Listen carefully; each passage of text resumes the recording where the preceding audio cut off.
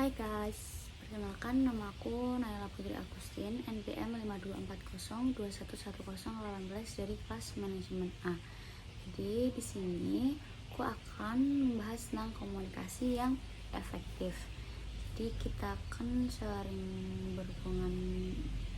berkomunikasi dengan keluarga atau teman gitu. Jadi itu berguna banget buat kehidupan sehari-hari. Jadi mengapa komunikasi itu penting? Komunikasi adalah cara kita berhubung dengan orang lain.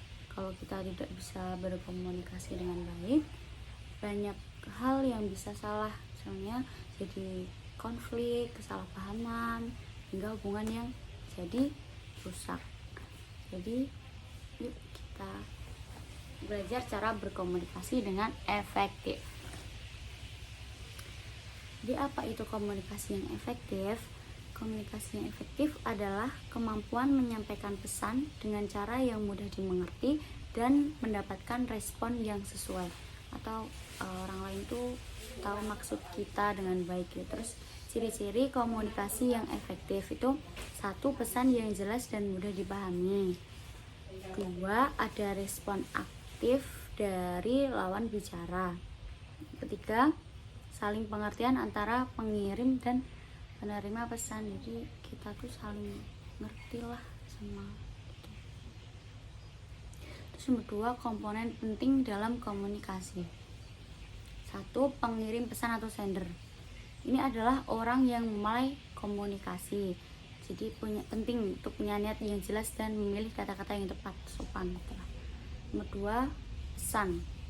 Apa yang ingin disampaikan singkat, padat, dan jelas. Ya jelas lah. Yang ketiga, media. Media komunikasi itu bisa lisan, tulisan, atau bahkan ekspresi nonverbal. Penerima. Yang keempat, penerima. Penerima harus mendengarkan atau membaca dengan baik agar pesan kita dapat dimengerti. Yang kelima, umpan balik. Umpan balik itu penting untuk memastikan bahwa pesan yang kita kirim tuh diterima dengan baik dan dia tuh mengerti dulu maksud kita. Terus jenis-jenis komunikasi. 1. Komunikasi verbal. Ini adalah komunikasi yang menggunakan kata-kata baik secara lisan maupun tulisan. Misalnya berbicara langsung atau melalui telepon atau email.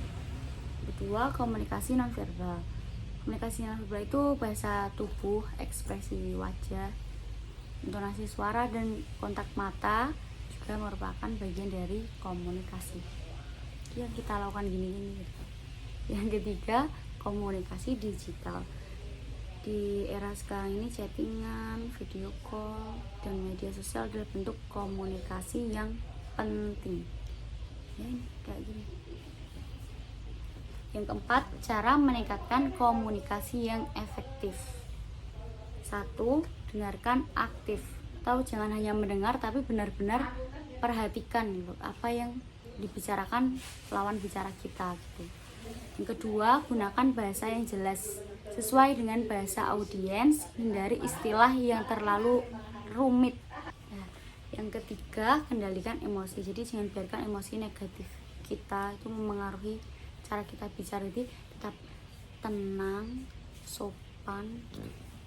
Terus yang keempat, ajukan pertanyaan biar lawan bicara kita tuh tahu kalau kita tuh udah mengerti apa belum mengerti gitu. Jadi jika ada yang kurang jelas juga itu dapat ditanyakan. Yang kelima, perhatikan bahasa tubuh. Ya, bahasa tubuh yang terbuka seperti tersenyum dan kontak mata menunjukkan bahwa kita tertarik pada percakapan. Terus yang keenam, berempati. Berempati itu pahami sudut pandang orang lain untuk menciptakan komunikasi yang baik. Jadi kita juga menghargai gitu.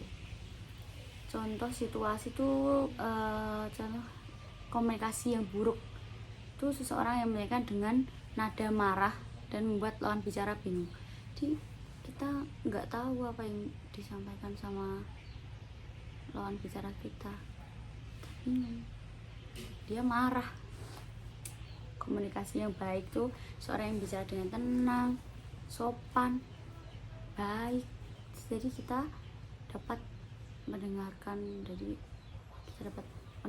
kita dapat merespon, memberikan solusi dengan jelas gitu juga.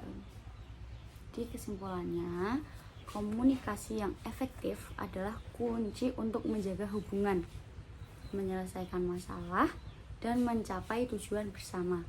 Kuncinya ada pada mendengarkan, berbicara dengan jelas, dan saling menghargai. Yuk kita mulai memperbaiki cara kita berkomunikasi. Jangan lupa, komunikasi yang baik bisa mengubah banyak hal jadi lebih baik. Terima kasih sudah menonton.